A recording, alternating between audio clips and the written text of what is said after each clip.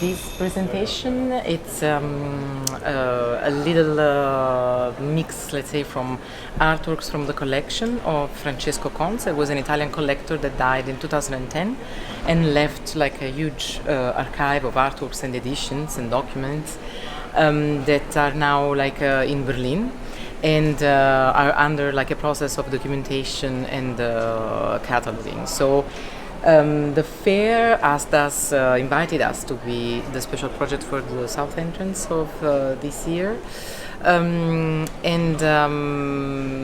Because they, I think this year wanted to give a little bit more of a focus on the editions in general, the importance of the editions in the production, in the art production. And so Francesco Conz was actually a very important publisher in this sense. He started this Edizioni Francesco Conz in the early 70s, and until his death he was like publishing with different kind of artists. I think we have something like 300 different editions done with 60 artists more or less. So we thought that at this point it would be good to present the edition, to present of course also what was going along with that project for Francesco, that was collecting also like the unique pieces. But even in this case, Francesco was really interested in the idea of the multiples. So for example, the pianos, we have here 4 pianos from the collection. This is Esther Ferrer, Alan Kaprow, Ben Patterson and Karol Schneemann. And we have other 64 pianos in the collection, because he was really like working a lot with this idea of like the multiple. So in the editions, of course, it's part of its nature, but even in the collection there are a few things that are repeated. We also have, I think, around 20 fridges that were also like somehow that he commissioned to the artist to intervene on and to produce a work out of it. So yes, Francesco was actually a very interesting figure that was able to bring in Verona, where he was living, a lot of artists, international artists that were related with the Fluxus movement, but also with the concrete poetry, visual poetry, and the actionism. So it was really able to get these people together, and the most important thing, it was for him to actually have the experiences with the artists. So he wasn't really collecting from fairs or like galleries. He was more related with the artists themselves. So he basically wanted to experience the being with the artist and somehow having like a personal relationship with them, and from this he basically built up his collection. So someone said that he was collecting artists more than art, like the experience with them. So in this sense it's a very unique collection, because it's a very personal journey of like in the life of this man that was really dedicated to his passion for art.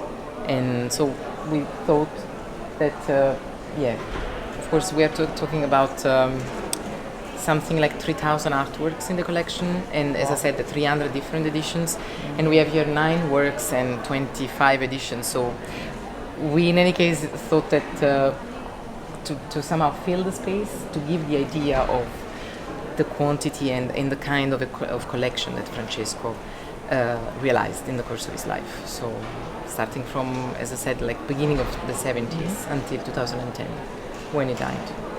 Do you know him personally?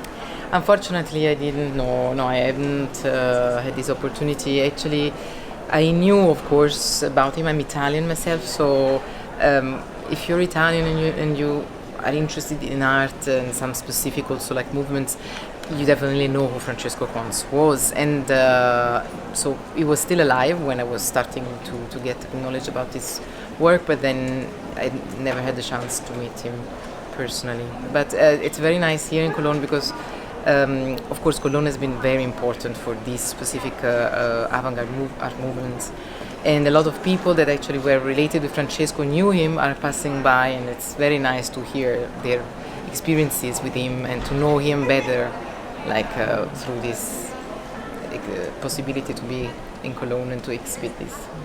And you are the curator of the show here? Well, I'm directing the Archivio together with Shirin Marpat, and then we are a team of 10 people more or less in Berlin, and we are working on, as I said, like putting the collection back together and like to have the perfect documentation for it, restoring the works, taking professional pictures and so on. And we also have got like a showroom in the Kunstwerke building in Berlin, in Auguststrasse, in the front building, where we are showing some, presenting some works out of the collection. Because as I said, 3,000 works is a lot. And it's nice to have a little space where we can take those works out and somehow do a little focus on those, and also like associating also the editions maybe that this artist that we are presenting has done with together with Francesco and with Archivio Conz. And yes, I mean, so we work together to do this presentation here.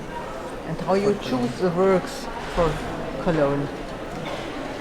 That's a good question. Actually, I don't remember how we did because it was difficult somehow, like to choose among so many. Yes.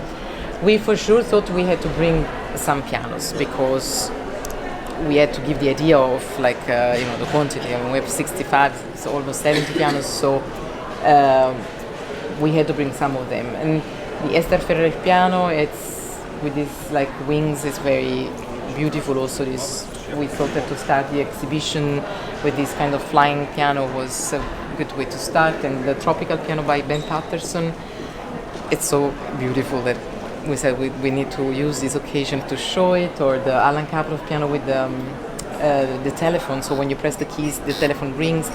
It's also something that it's good to show in a context like this. And then Caroline Schneemann piano over there in the corner, it was also a little homage since she recently passed away. We thought to give a little bit of presence to her. And also Joe Jones, for example, the small guitars piece over there, it was a very important artist in the context of Francesco's story, because actually it's with him that everything started. He met, Francesco met Joe Jones in Berlin in '72, and from there basically he has been introduced to all the group of like the Fluxus people in New York, and then everything has kind of like started from there. So we wanted to have an element by Joe Jones. Geoffrey Hendricks with the two stages, of course, they're beautiful and like have a big impact. And Geoffrey Hendricks has also been very important in Francesco's life. I mean, they had a very nice relationship. He was going a lot in Verona to produce during the years with his family, and it was nice. And George Brecht, of course, like it's a very important artist that we're very happy we have some pieces in the collection, and so we decided to bring this screen. And this sculpture of Alan Kaproff is also very important because Francesco used to collect things directly from the artist by having them going to Verona and producing the works there, and then he was producing also the editions in that context together with them and so on. But this is one of the few pieces that Francesco bought of an artist that is from like a previous time, and this is from 1956, this sculpture.